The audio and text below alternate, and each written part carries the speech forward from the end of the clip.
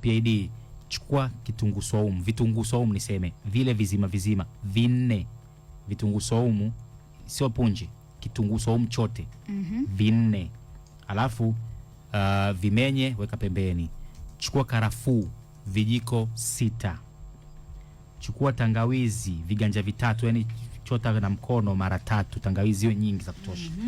Alafu chukua majani ya mpapai viganja 2. Chukua majani ya mpapai kiganja cha kwanza, mkono wa kwanza, mkono wa pili. Ndio. Alafu chukua majani ya mpera pia viganja 2, yani unachota na mkono wa kwanza, mkono wa pili, yani ya kutosha.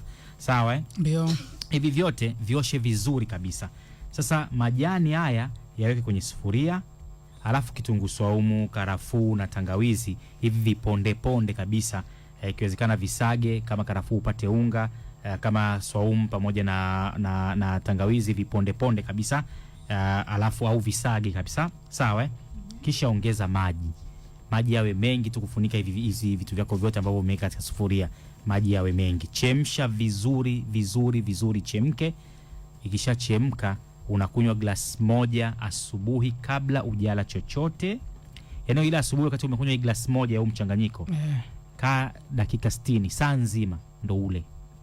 Na usiku kunywa tena glasi 1 kisha kaa saa nzima ndio ule. Yani tu unatakiwa tumbo. So unakunywa hapo afu unaanza kula. Tumbo likiwa tupu kabisa na ikae kwa muda. Sasa kunywa hivi kwa kurudia kila siku mara 2 asubuhi.